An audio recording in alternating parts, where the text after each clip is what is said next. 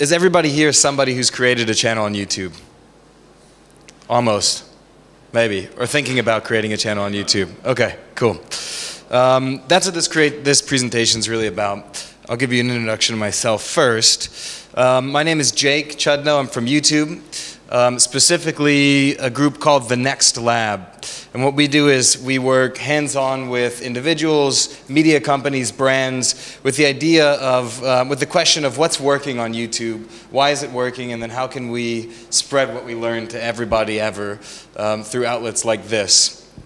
In everything that we do, we work closely with some of who I would consider the smartest people on YouTube. You'll see a lot of them on the slides. You may have seen them today. I'll go into detail about some of the folks that put this deck together. But my team also watches videos all the time. We study trends. We study what's working. And additionally, a lot of us have backgrounds in creating YouTube channels as well. Myself, I told you I'm from YouTube in the sense that I work in a YouTube building, but I'm also from YouTube in the sense that I created a YouTube channel with a group of guys. You may have seen Todd floating around this convention, but the channel is called Barely Political. And this is actually before Todd even joined. We started with a video about, do you guys know Barely Political? The channel Barely Political? Okay, cool. It started with a video about a girl who had a crush on a political candidate, a US presidential candidate, Barack Obama. So this video came out before he was elected. I'll play just a clip of it. And we'll see. Got a crush on Obama till 2008. Baby, you're the best candidate.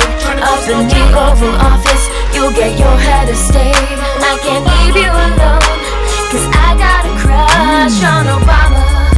Okay, that was the early Barely Political. That video launched a channel that then became something very different. The channel now is all about pop culture, parodies, still kind of music.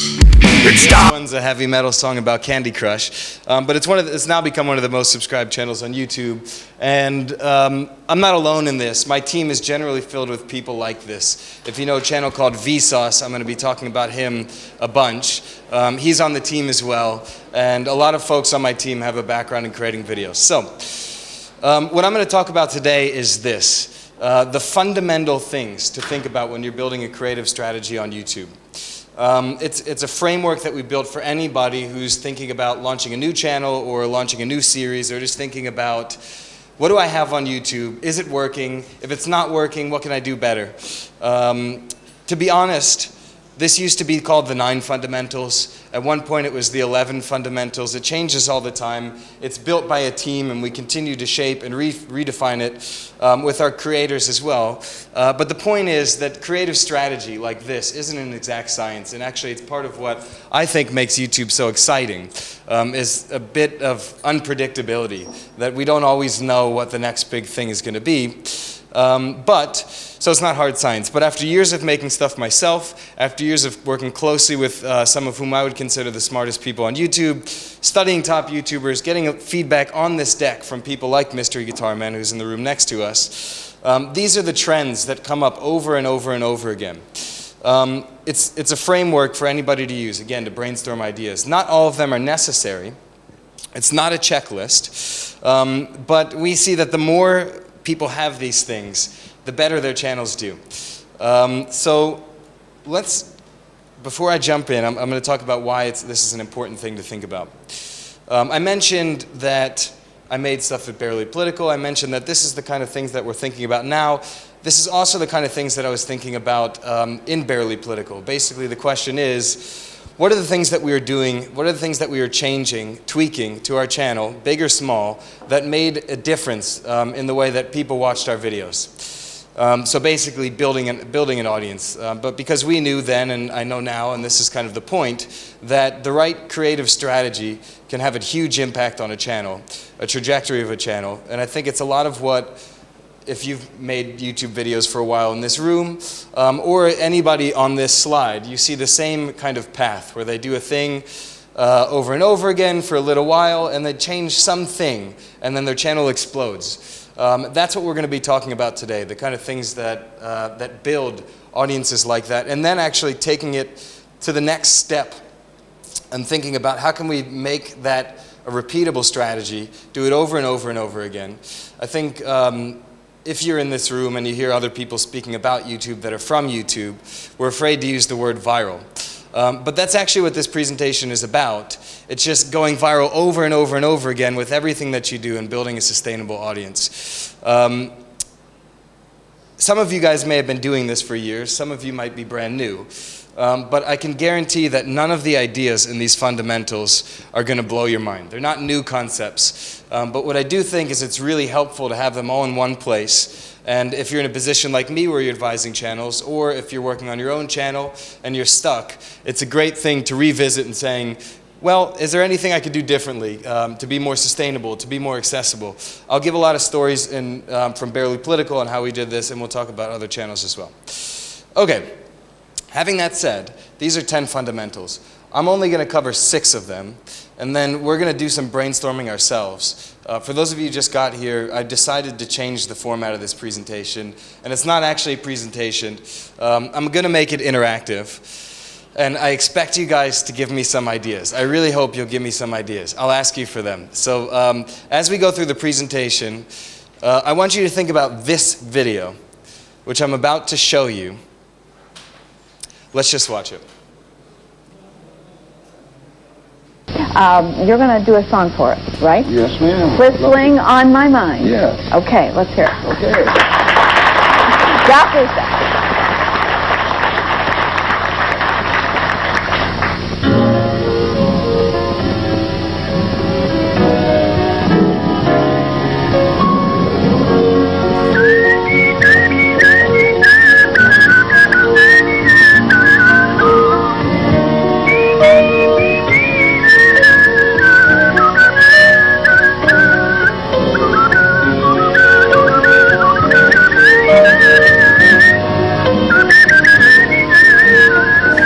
So the reason why I'm showing this video is because I'm gonna set up a scenario. And let's say we're all in a company whose job it is to build channels or to advise channels. And you're sitting at your desk and you hear in the distance a whistling, a beautiful whistling. And you immediately recognize it as this man because you've seen his video go viral over the weekend. It got 2 million views over the weekend. And he comes into your office with his amazing haircut and says, look, I'm 60 years old now. I'm retired. I got plenty of time. So I uploaded this video of me in the 90s whistling, and it got 2 million views. So I started saying, whoa, what is this YouTube thing? And I watched other people, and I saw them building these huge channels, getting a lot of subscribers, and I want to do that too. How do I do that?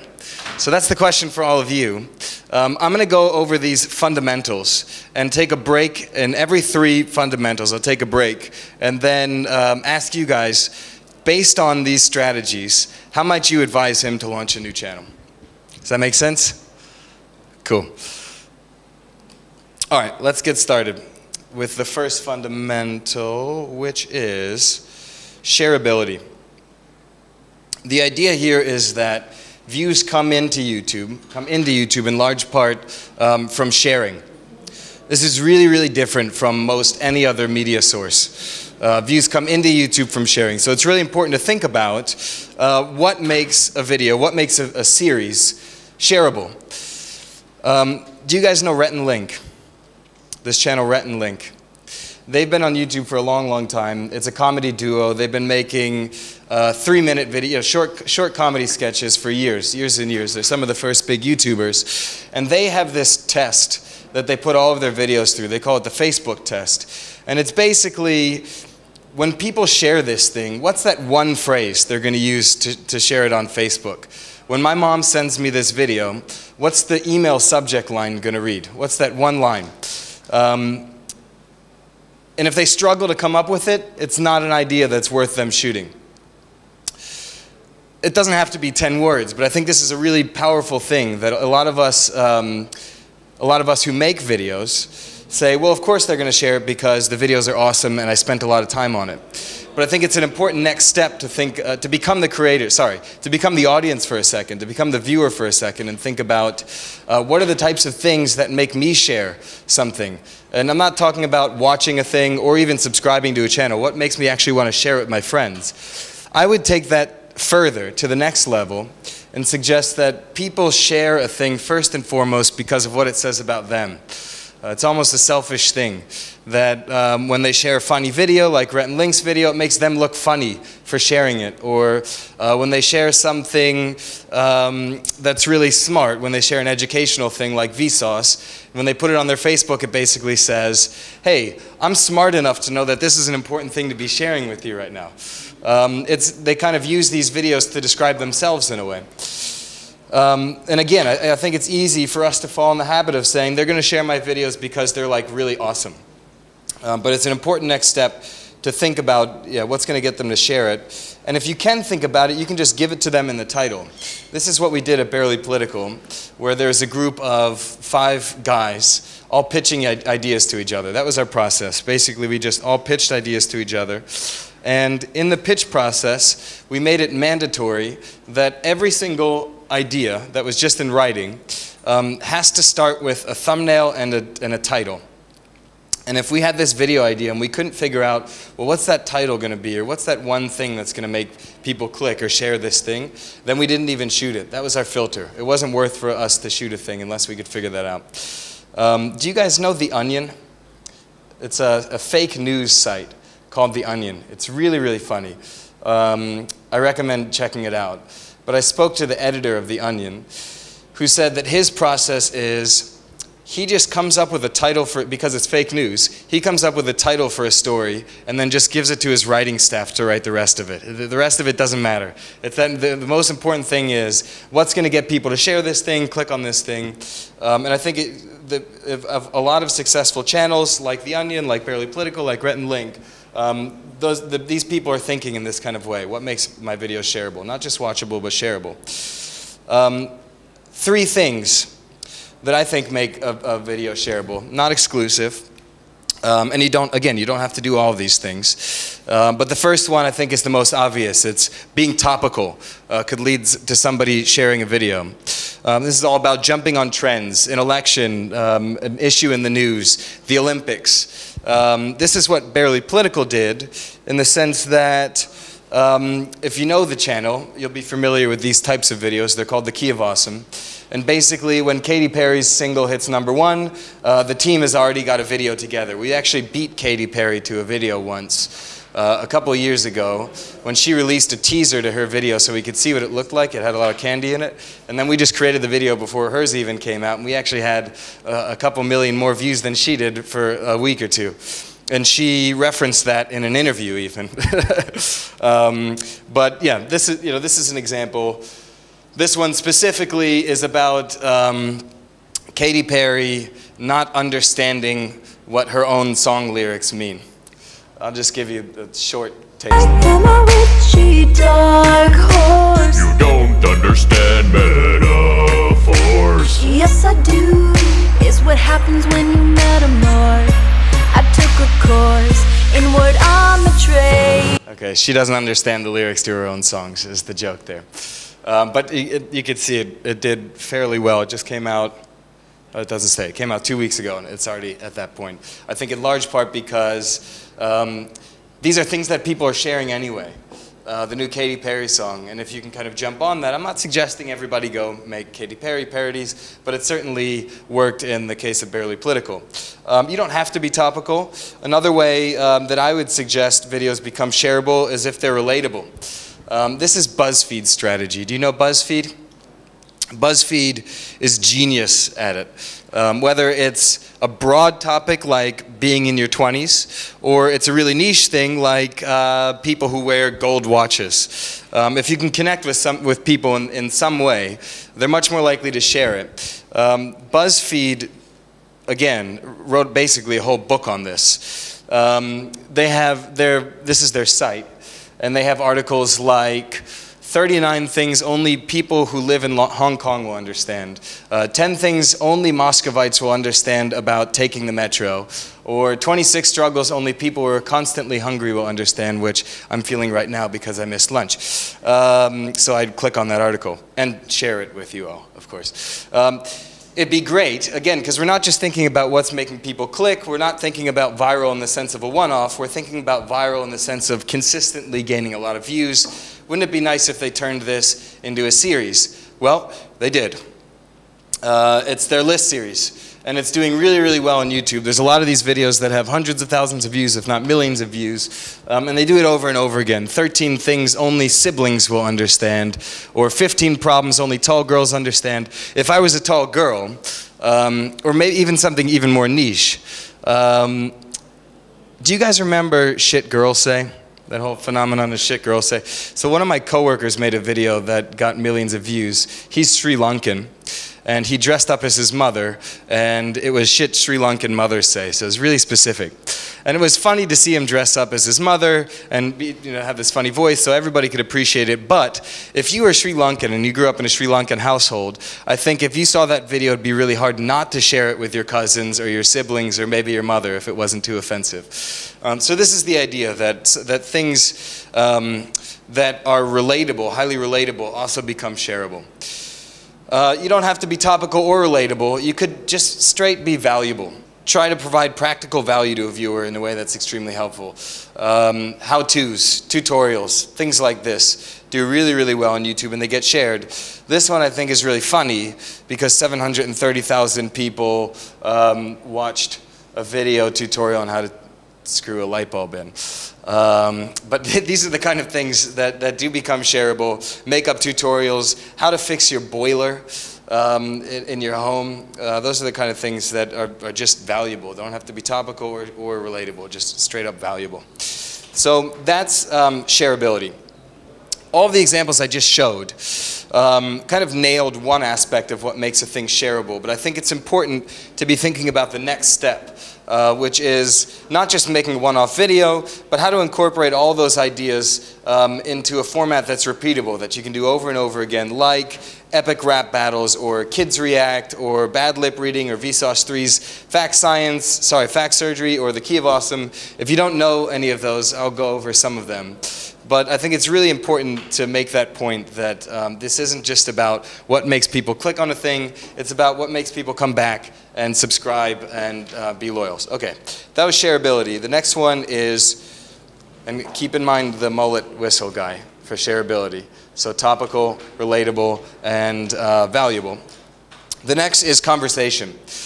This one I think is really obvious, and I'm not going to go into incredible detail because I think you all know that conversation is a big part of what makes YouTube YouTube. It's defined in a lot of ways. It's defined in, it could just be as broad as the tone of somebody speaking to you. It could be interactivity, which I'll talk about in a minute, engagement, two-way dialogue, breaking down the fourth wall, whatever you call it, this is YouTube at its core.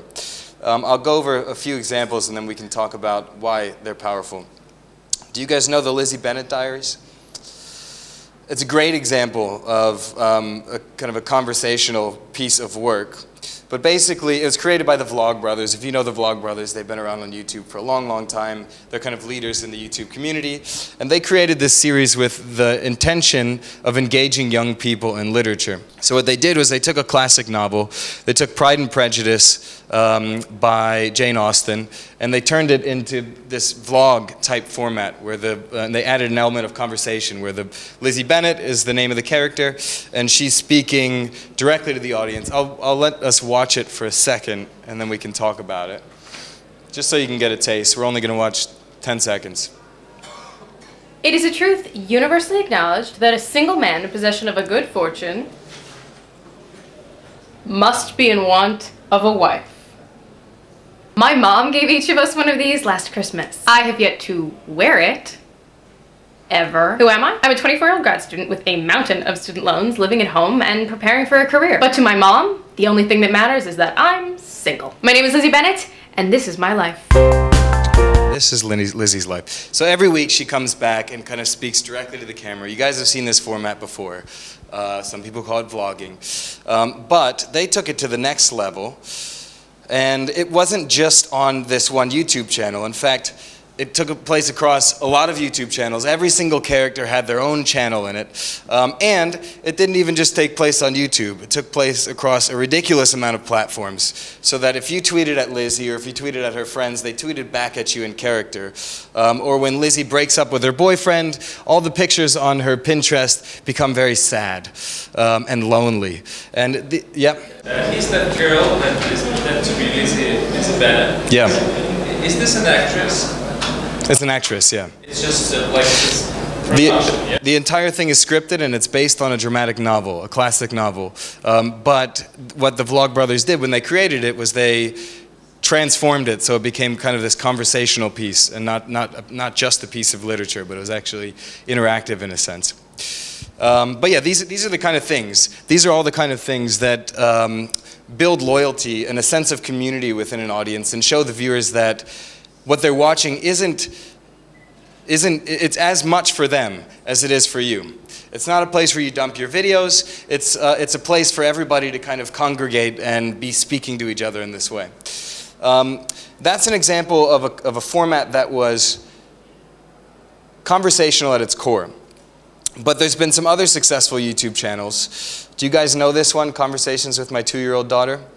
That have been able to introduce an element of conversation into their videos without actually making conversational content, and it really works. I'm going to show us a bit of what this format looks like. Basically, this man has written down transcripts of his daughter speaking to him. His daughter's 2 years old, and he's written down word for word the conversations that they have, and he's basically recreated it. But instead of his 2-year-old daughter, he replaces her with his fully grown man friend. And it looks like this.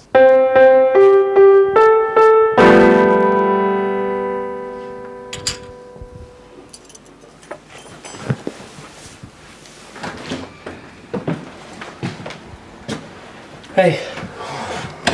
Hey. How's it going? Good, you? Good. What do you want to do for dinner? No, you can't talk to her right now. So that's his daughter. What? You can't talk to her right now because I'm talking to her right now. Okay, well, that's my wife, and I can talk to my wife whenever I want to talk to my wife. She can talk to me whenever she wants to talk to me. No, she's not your wife. She's the princess. I'm the princess right now. See? Well... Okay. So she's playing with me. So you just go over there right now.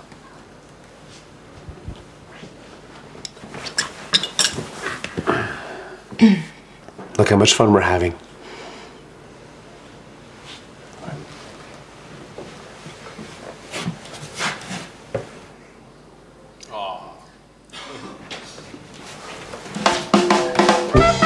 So that was Conversations with My 2-Year-Old Daughter. Despite the title, it's not actually a conversation, right?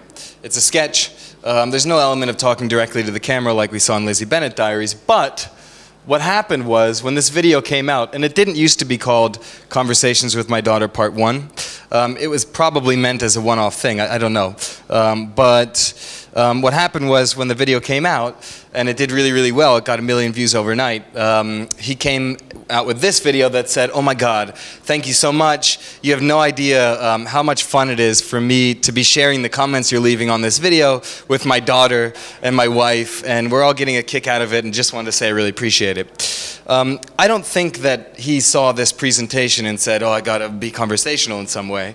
But what did happen was when I saw that, what it said to me was that, you know, again, you'll hear this theme over and over again, that this wasn't just a channel where he's putting his videos. It's as much for me as it is for him, and he's actually reading the comments and he cares about the people who are watching it, and for those reasons kind of built this sense of loyalty and made me make the decision not just to watch the video but to actually subscribe to the channel.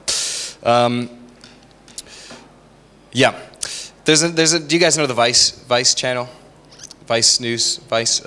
They do documentaries, which is again not a conversational format, the the highest performing video they've ever made is about tardigrades, which are these microscopic bacteria that can survive the extreme heat, pressure, and cold of space. So some people think that it's possible they even came in on a comet, hit the Earth at some point in time, and populated our planet, and we're from tardigrades. It's a crazy thing. It's no surprise that the video did really, really well.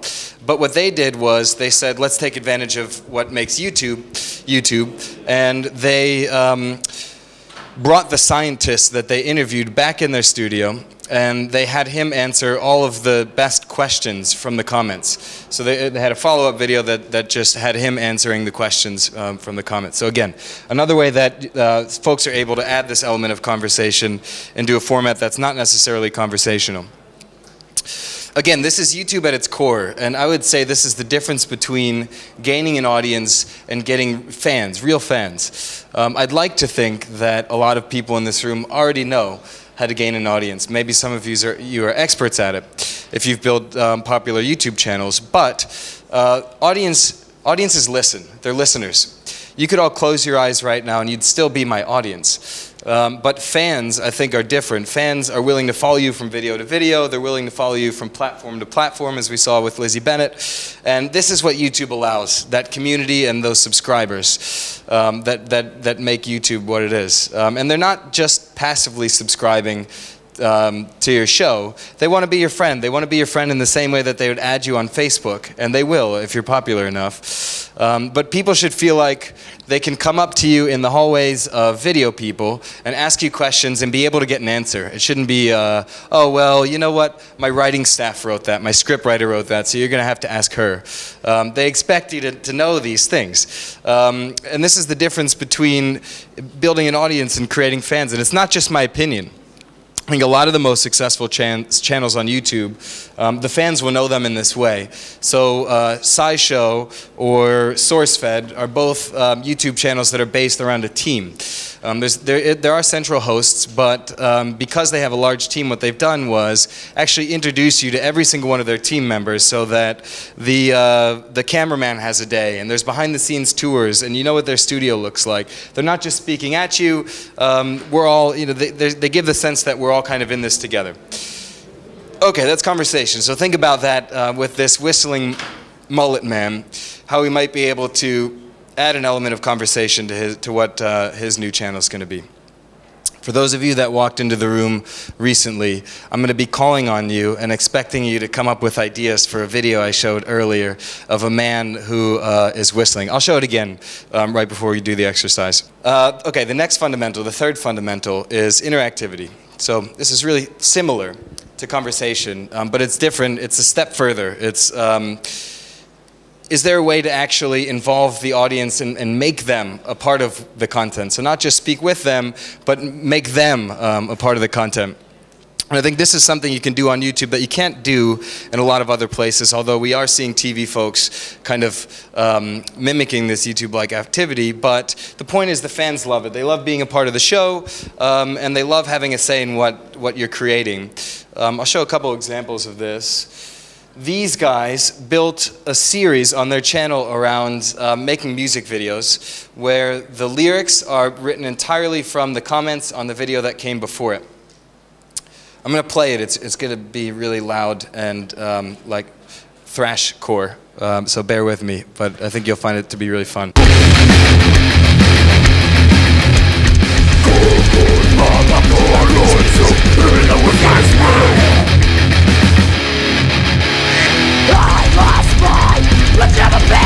That's pretty bad. What is this? What is this? What?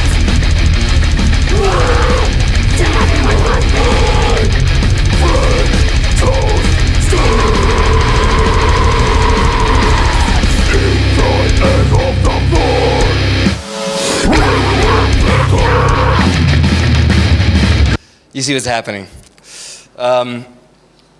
That's an extreme example. At Barely Political, we took it a little more easy in the sense that I showed you what a key of awesome looks like. We took the most popular song of the week and made basically our own version of it, or maybe made fun of the person who sang it. But for a period of time, we would end those videos with an annotation, so a little box that kind of appears over the video that asks the audience, hey, first of all, thank you for watching all the way through. Second of all, since you made it here, which song would you like us to parody next? Leave it in the comments, and then based on the most popular song title, we would make that in the next week. One more example. This one's kind of crazy. Do you guys know Zay Frank? He's one of the first people, I would say, to kind of come up with this format of speaking directly to a camera. He may have even coined the term vlogger, but he's been around forever. And one thing that he did was, over the course of 10 videos, so these are actually slices of previous videos, he hid numbers in the background. And if you were fan enough and had watched all these videos and maybe didn't have very much else to do, you would realize that 10 digits appeared in the last 10 videos. 10 is the amount of numbers in the US cell phone, and if you called it, you'd actually just ring his cell phone and he'd pick it up and say, hey, this is Zay. Oh, you found it? Okay, cool. Hang on, let me get my camera. And he filmed the interaction between the two of them, and that became his next video. So that, again, that's an extreme example, but like conversation, these are the kind of things that build loyalty, that build a sense of community, and show the viewers that your channel is as much for them as it is for you. Okay. Shall I replay the video? I'm going to replay the video. For those of you who just walked in, this man is our subject, and for those of you who've already seen this video, we get to watch the beautiful whistling again. You're going to do a song for us, right? Yes, ma'am. Whistling on My Mind. Yes. Okay, let's hear it. Okay. Drop this.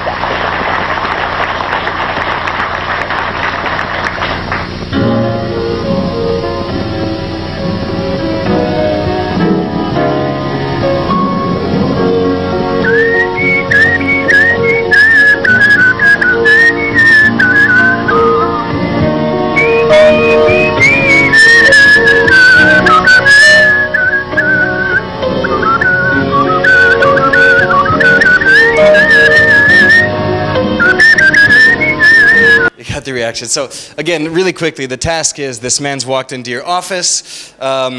He says he's retired. He's got a lot of time on his hands and really can just, it was excited by the fact that he had uploaded a video to YouTube. Overnight, it got 2 million views and wants to know, what are some I want to launch a channel. I'm retired. I got time. I want to launch a channel. With those 3 fundamentals that we just went over, I'm going to give you guys just a quick minute, just 1 minute, to think about some strategies. Maybe I'll play this in the background, and then I can ask some of the audience how they might advise this man to start a YouTube channel. So let's go.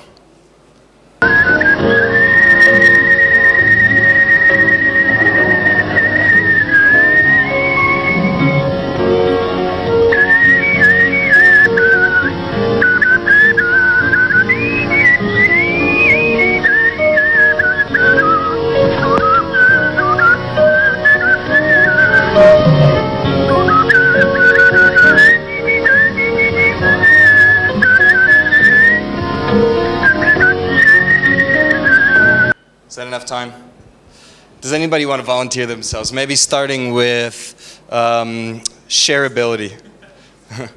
Sorry? Maybe starting with whistling. With whistling.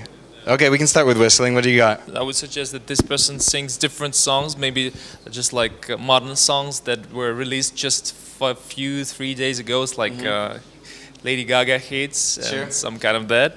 I would suggest that he finishes the video with asking which song do his fans want to hear next. Sure, so interactive. Maybe to suggest that he does this in some crowded places so as to make it kind of prank unexpected places, so that as to record prank people's reaction like this. So these are the ideas.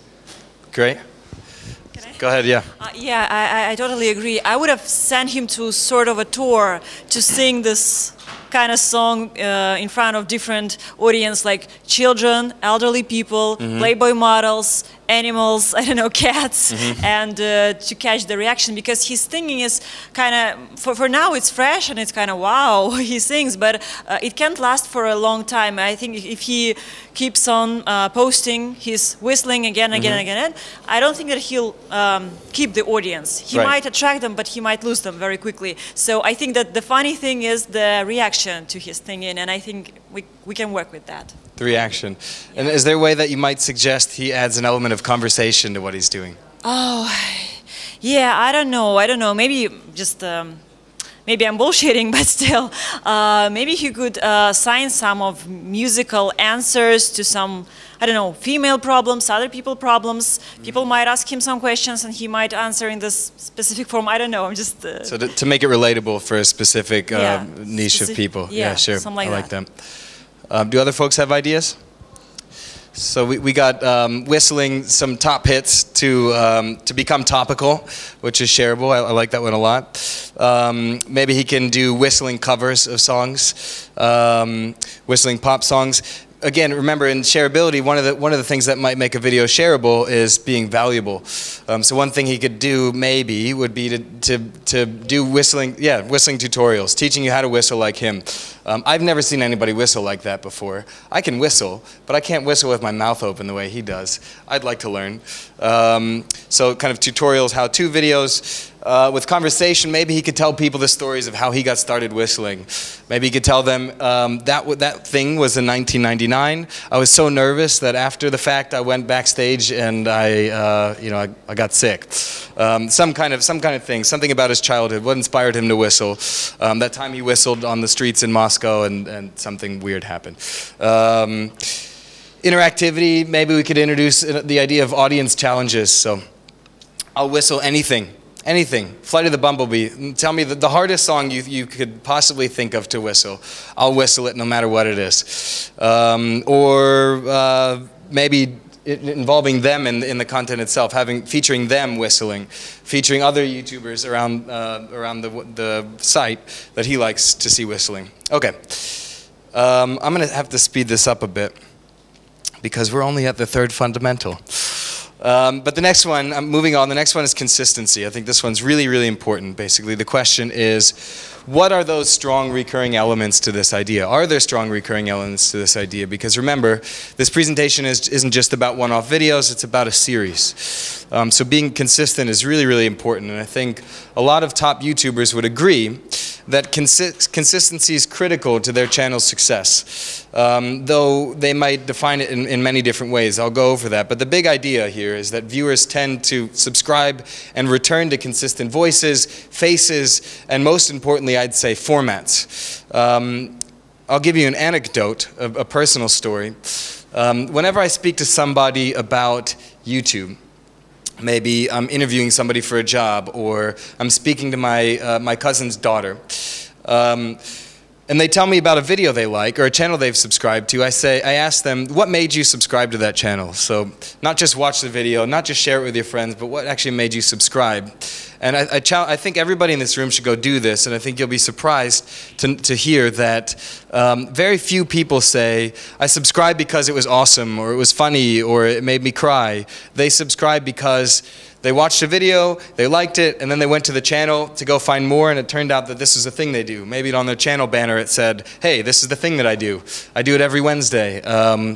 And I think that makes a huge difference when people are deciding whether or not they want to subscribe, is just seeing that, knowing what they'll get if they do subscribe.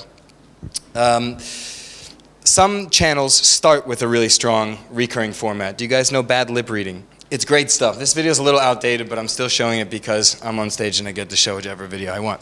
It's from the 2012 US presidential debates. And basically what bad lip reading does every week is they'll take a video that's kind of popular. So in this case, it was politically relevant. And they'll take out all the sound and replace it entirely with their own words, but in a way that makes absolutely no sense. It's all gibberish, and it sometimes turns into songs. So let's give this a watch. I'll start it from halfway through, and we'll watch all the way. Puppy. Oh, he got me. And I want you to feel bad, because I've got funny radiation coming up on my desk. Come on, I'm not a robot, okay? I wish.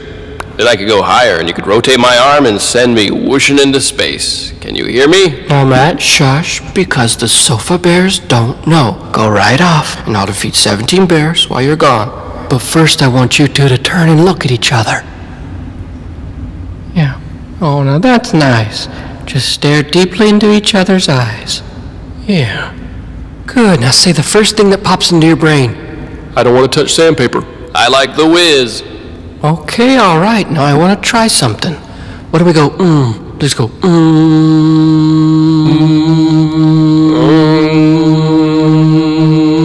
Yeah, okay, good. That's what I want you to do.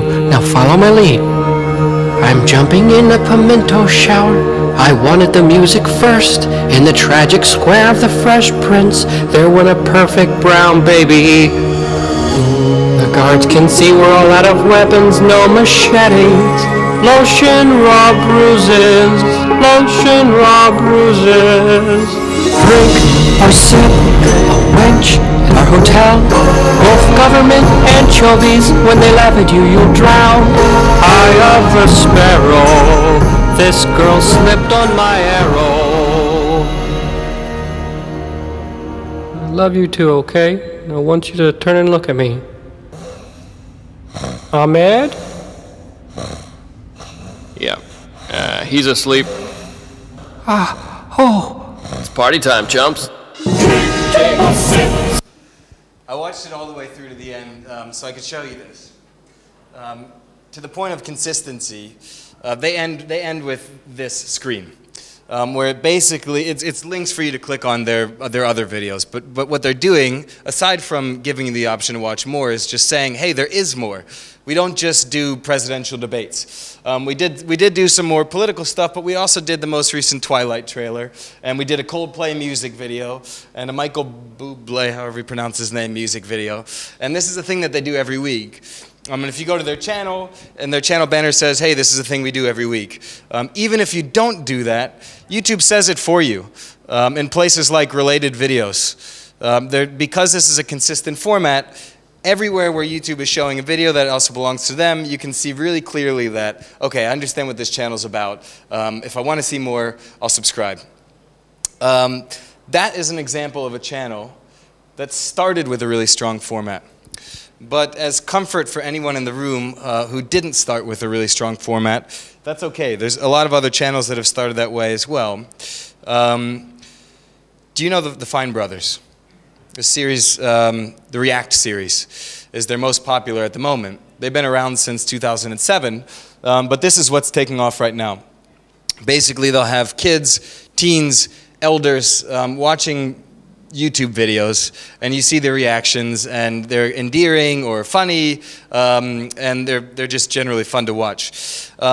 I can't show their viewership numbers, but I can say they've been on YouTube actually since 2006, and they've got somewhere around 7-8 million subscribers at the moment. But 80% of those subscribers came since the launch of this series 2 years ago. So they've been around for a long, long time, but it's really obvious that this series is what's giving them all their subscribers, and not all, but a large portion. And this is their strategy. So knowing that formats are really, really important, they'll create a format, they'll run it for a while, but if it doesn't work, it doesn't work, they'll stop producing it. And if it does work, like in the sense of teens or kids react, they'll keep making it over and over and over again to nail that element of consistency. I talked a lot about formats just now, but other ways to be consistent, again, schedule. I come out with a video every Wednesday. Is one way to be consistent. You could just have a consistent personality in every one of the videos, or a consistent voice. I'm going to move on and not talk about those because we're almost at time. But the next fundamental is collaboration. And if you've ever seen a YouTube presentation before, sorry? It's not the fifth. It's number 9 because I'm not going through all the fundamentals. I'm only going through some. So there's only a few left, but thank you for pointing that out. If you've ever seen a YouTube presentation before, you'll hear us talk about collaboration, and there's a good reason for that, and I'm sure you already all know that it's common knowledge that collaborations are a great way to drive new audience, probably the quickest way to drive new audience. And it works in large part because of who you're talking to. If you get featured on a blog or you're on a television show, that'll all bring audience to your videos on YouTube, but those are people who might not necessarily be native to YouTube. They're fans of the show that they're watching, the blog that they were reading. Whereas if you collaborate with a YouTuber, somebody who's already built this audience specifically on YouTube and has a loyal audience, those are the types of people that know how to use YouTube. They're the ones that are more likely to comment or subscribe or share it with their friends and do all the things that makes YouTube so powerful. So for that reason, it's always important to think about when you're brainstorming an idea for a new series, is this something that's totally closed to anybody else, or are there other talented individuals on YouTube that I can incorporate into this format? I'm going to give a case study, but you guys said you knew Vsauce earlier, you know the channel Vsauce, and there's another educational channel called Minute Physics. And they both answer these kind of big questions, that's their format. Minute Physics does short animations, and Michael from Vsauce talks directly to a camera.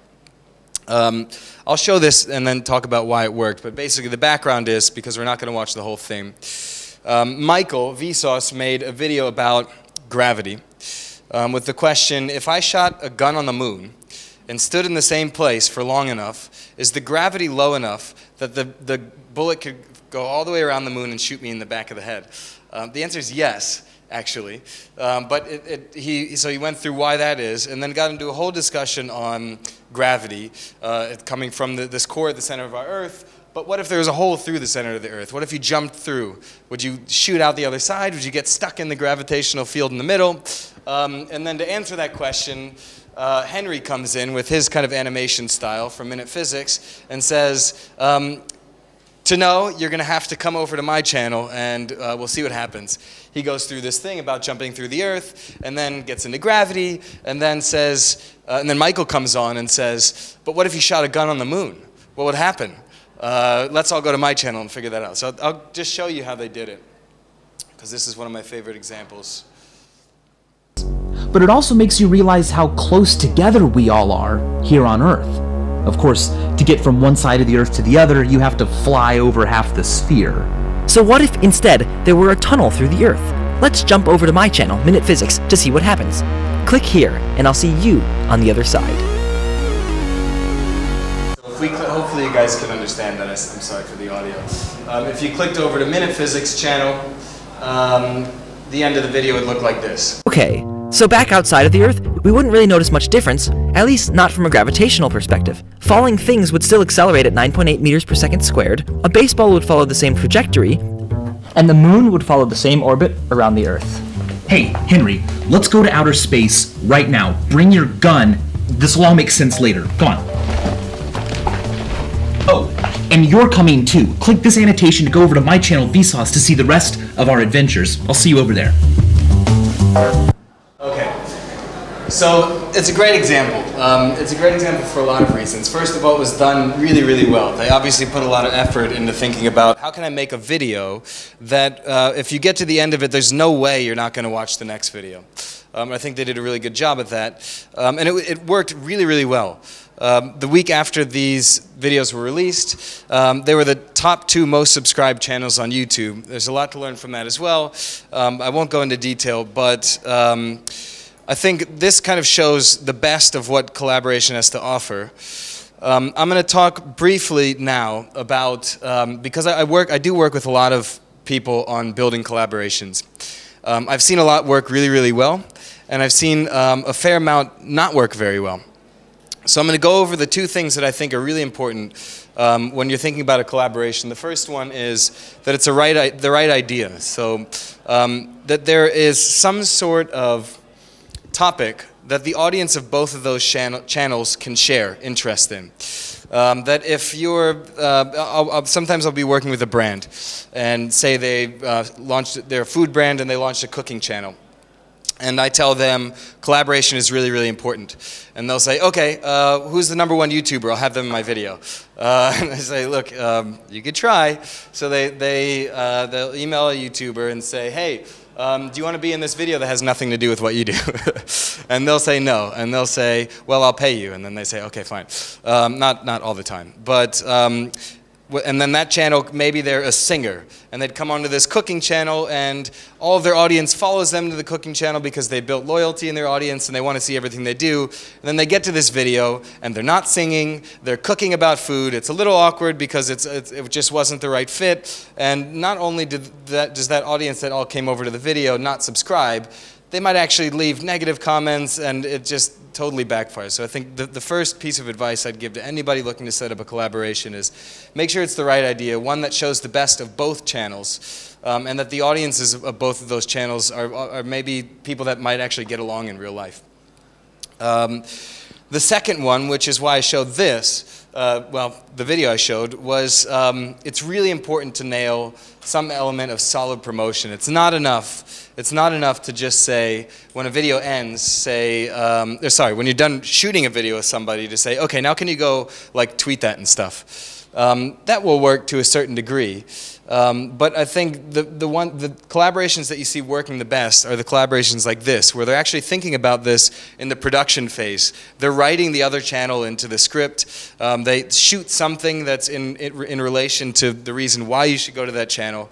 And it doesn't just happen after the fact. You can't just expect an audience to come over, from a tweet. You can expect some, but the collaborations that work really, really well are the ones that have thought about this in the scripting phase and the production phase. The last fundamental I'm going to talk about is sustainability. And this is something I think anybody who's ever made a YouTube channel will understand.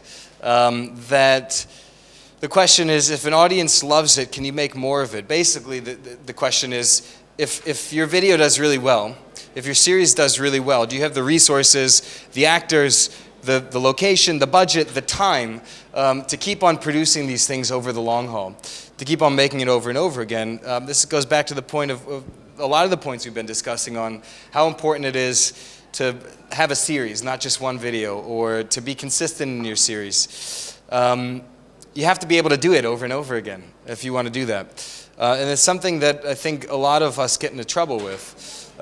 When we first launched Barely Political, it's okay, this is the last video I'm showing, and it's probably okay. At Barely Political, we used to make videos maybe once a month. And then we launched this new series called The Key of Awesome, and the promise to the audience was, we'll give you a funny music video every single week. And we started it, and we were really excited about it, and it was great, and we didn't sleep, we didn't eat, we never had any time. We worked incredible hours, and we just got way too exhausted to be able to do that every week. So we said, okay, we can't do this anymore. Let's do it every other week instead. And the audience, we did that, and we thought, hey, this is a great idea. And the audience says, what's going on? I subscribe for weekly videos, unsubscribe. And, got really mad, and it wasn't what we told them we'd be doing. So what we did instead was, basically, the backstory is Barely Political is formed of a bunch of comedians. I'm not a comedian. I was not one of those comedians, but everybody else is a comedian. And at the time, we shared a studio.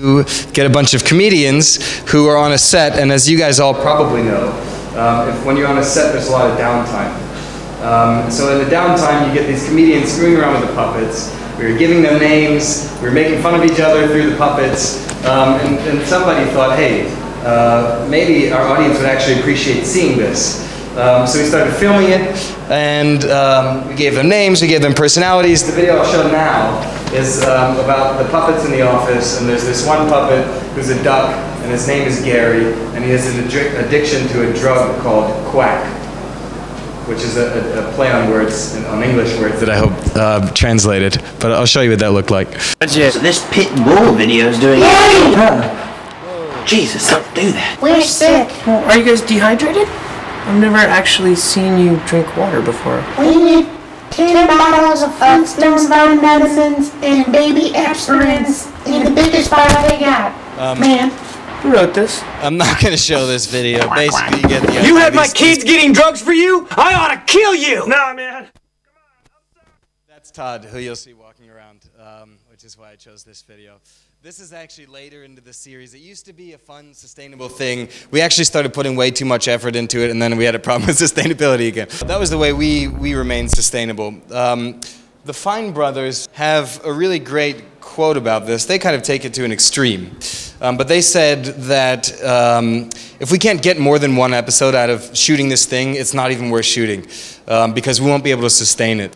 Okay, we've got literally 1 minute left, but that's okay because I'm gonna take us over because I want to get your guys' opinions on how we might be able to continue to build this Whistling Man's channel based on the three fundamentals of consistency, collaboration, and sustainability. We're short on time. Does anybody have any? I'm not going to give us time to brainstorm. Has anybody been thinking about these ideas as we've been going through and want to volunteer some? No. Somebody in the back, maybe? That's fine. I'll tell you the ideas. You could have the video of him whistling that popular cover song. On Wednesdays, he could have the audience challenge, so that and when you go to his channel on the banner, it says, here's what I do Monday, here's what I do Wednesday, here's what I do Friday. Collaboration, maybe he could find some dubstep remix artists on YouTube that he loves and have them dubstep his whistling song. Or maybe he could offer his whistling in their videos because he is this world famous whistler. Maybe they'd like to collaborate with him. Maybe you could have Bad Lip Reading dub his video. We'll see if this audio works. The audio is really important on this. For sustainability, there's certain things that are not topical on his channel. So things like tutorial videos, the stories we talked about to be conversational. Those formats are evergreen and they could be shot in blocks. So maybe he could just have a whole back catalog of all these videos. Okay, we've got to wrap this up. These were the 6 fundamentals. We went over 6. There's 10. I'll give you a really brief version of the other ones, which are targeting. The question here is there a clearly defined audience? Do you know who your audience is? Again, ideally we're talking about channels that get millions and millions of followers, of fans. So the short answer to the question of do you know your audience is no. You don't know your audience. You might meet some of them at Video People, but it is important to ask yourself, who are these videos for? Are they for a strong niche? Am I speaking to them? If it's for a niche, am I a thought leader in that niche? Or are these videos that are for everyone, ever? BuzzFeed has another series that isn't just for niches, it's for everyone, about questions like, how much stuff do our bodies make in a year? If my hair grew, if all the hair on my head was just one strand and it grew over the course of a year, would it be a mile long? Would it be a kilometer long? Or would it be 10 inches long? If you put all the pee that I peed out in the entire year, would it fill a swimming pool, or would it fill a room this size? These are things that everybody can appreciate. So targeting, it's important to think about who are these videos for.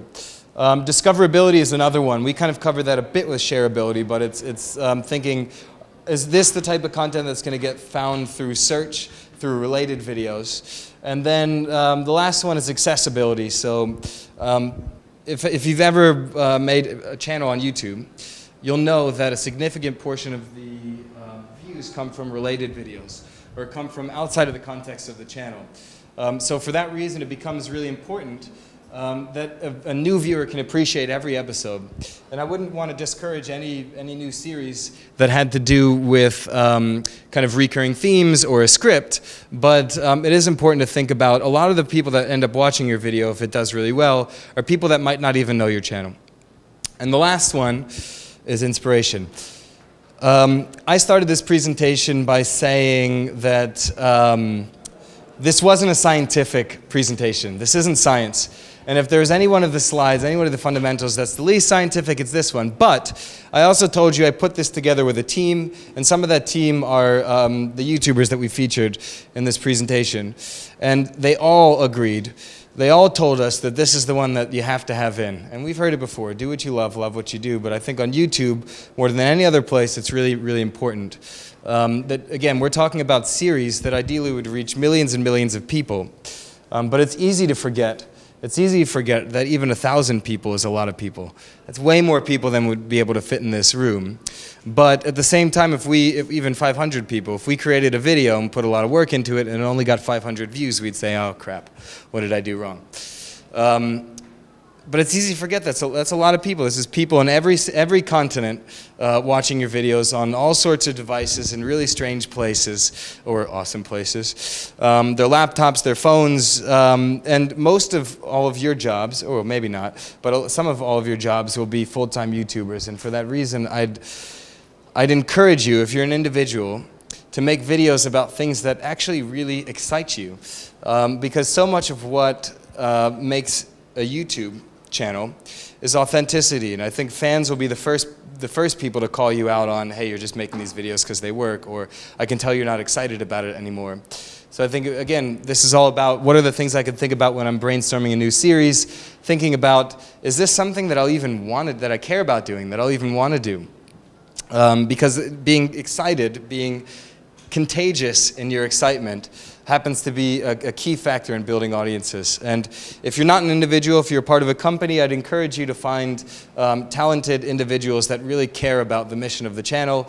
I mentioned Zay Frank. Zay Frank was recently put in charge of launching BuzzFeed's YouTube channel.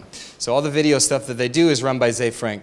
And when he launched that, I was speaking to him about how he was building his company. Who are the people he was hiring?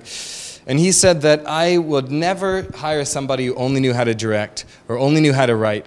Everybody in my team has to be able to do everything, not just because I'm trying to save money, but because I need them to understand all the different parts of the process. They need to understand what goes into uploading a video to YouTube. They can't just say, oh, I'm just a director, I don't do all that other stuff. He wants them to be excited about every aspect of this channel. That's how important inspiration was to him. And if the inspiration's not there, if you're stuck, if you're on your channel and you're stuck and the inspiration's not there, maybe it's time to rethink the ideas that you launch your channel around, because you're all a part of a movement that's reliant on being your true, inspired, and authentic selves. And hopefully these points that I presented today will have in some way helped you get there. Thank you very much.